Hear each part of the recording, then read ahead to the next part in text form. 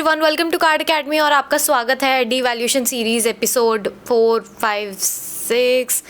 छोड़ो चलो, भूल ही जाते हैं। अमेरिकन एक्सप्रेस भी इस रेस में आ गया है। एमिक्स पहले इसलिए काफ़ी पॉपुलर था क्योंकि वो अपने क्रेडिट कार्ड्स में डिवैल्यूएशन नहीं करते थे, बट अब एमिक्स ने भी अपने मोस्ट पॉपुलर या most loved platinum travel credit card पर इंपॉर्टेंट चेंजेस अनाउंस किए हैं। इसका रिवॉर्ड रेट लगभग आधा कर दिया गया है, जो किसी भी यूज़र को बिल्कुल भी पसंद नहीं आने वाला है। इन्फॉर्मेशन आप सभी को पता है, बट आफ्टर डिवैल्यूएशन इसका रिव्यू क्या है, क्या आपको अभी भी इस कार्ड के लिए अप्लाई करना चाहिए या नहीं। जो लोग ऑलरेडी इस कार्ड को होल्ड करते हैं, क्या इम्पैक्ट पड़ा है उनके बेनिफिट्स पर, तो हम ये सभी चीजें डिस्कस करेंगे इस वीडियो में। Let's begin. American express platinum travel credit card काफ़ी पॉपुलर था, इनफैक्ट काफ़ी पॉपुलर है, बट मेनली उसका स्ट्रॉन्ग माइलस्टोन बेनिफिट्स की वजह से वो पॉपुलर था। इस कार्ड पर बेस्ड रिवॉर्ड स्ट्रक्चर ये था कि हर 50 रुपये के खर्चे पर आपको एक एमा पॉइंट मिलता था। अगर आप साल में 1.9 लाख रुपीज़ का स्पेंड कर लेते थे तो आपको 15,000 बोनस एमा पॉइंट्स मिलते थे, और अगर वही स्पेंड 4 लाख तक पहुंच जाता था तो उसके ऊपर आपको 25,000 एमा पॉइंट्स एक्स्ट्रा मिलते थे। इसका मतलब ये हुआ कि माइलस्टोन से टोटल 40,000 एमा पॉइंट्स मिल जाते थे, और बेस रिवॉर्ड के अप्रॉक्स 8,000 पॉइंट्स अलग से आपको मिल जाते थे। ओवरऑल आपके पास लगभग 48,000 एमा पॉइंट्स हो जाते थे। इसके ऊपर से 4 लाख स्पेंड कंप्लीट करने पर 10,000 का ताज वाउचर कॉम्प्लीमेंट्री मिलता था।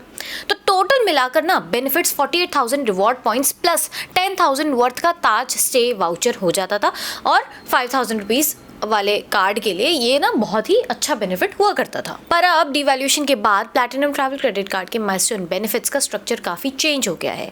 अब 1.9 लाख स्पेंड करने पर आपको सिर्फ 7,500 एमा पॉइंट्स ही मिलेंगे। इसी तरह 4 लाख स्पेंड करने पर आपको 10,000 एमा पॉइंट्स ही रह गए हैं। इन्होंने एक नया स्लैब भी ऐड किया है। अब अगर आप कार्ड को फुली ऑप्टिमाइज करना चाहते हो ना, तो आपको 7 लाख रुपए का खर्चा करना पड़ेगा। 7 लाख स्पेंड करने के बाद आपको 22,500 एमा पॉइंट्स मिलेंगे, जिससे टोटल माइलस्टोन रिवॉर्ड्स अराउंड 40,000 एमा पॉइंट्स बनते हैं।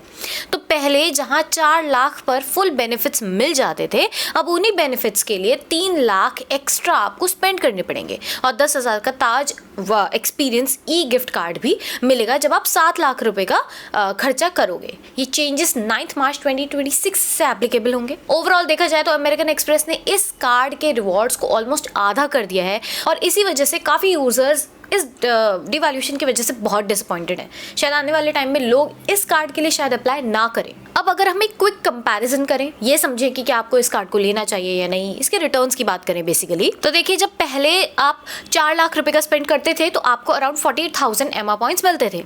अगर मान लें कि आपने ये एमआर पॉइंट्स मेरिट में कन्वर्ट किए हैं और पर पॉइंट की वैल्यू आपको अप्रॉक्स 0.7 रुपीज़ की मिल गई है, तो 4 लाख स्पेंड पर आपका इफेक्टिव रिटर्न लगभग 8.4% बनता था। नए स्ट्रक्चर के हिसाब से आपको फुल बेनिफिट के लिए पहले तो 7 लाख रुपए का खर्चा करना पड़ेगा। इस स्पेंड पर आपको 40,000 एमआर पॉइंट्स मिलते हैं, और बेस रिवॉर्ड के थ्रू लगभग 14,000 एमआर पॉइंट्स अगर कोई रिवॉर्ड एक्सेलरेटर यूज ना करें तब, है ना। इस सिनेरियो में टोटल रिटर्न गिरकर अराउंड 5.4% रह जाता है। यानी क्लियरली ज्यादा स्पेंड करने पर भी आपका रिटर्न काफी कम हो गया है, और ऐसी डिवैल्यूएशन अमेरिकन एक्सप्रेस से बिल्कुल एक्सपेक्टेड नहीं थी। अब ओवरऑल देखा जाए तो इस कार्ड का रिटर्न 8.4% से गिरकर 5.4% हो गया है।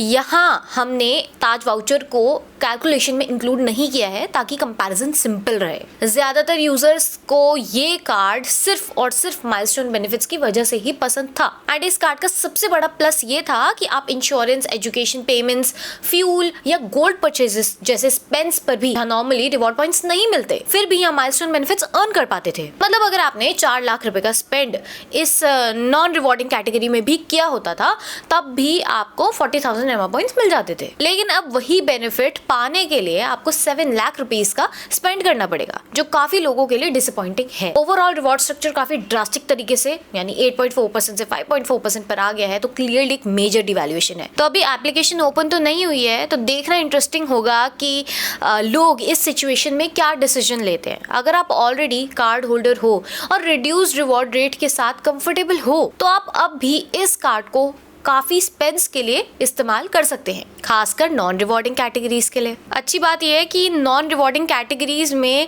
माइलस्टोन काउंट में ये जो कैटेगरीज हैं ये अभी भी काउंट होती हैं, ऐसा नहीं है कि रिमूव कर दिया है।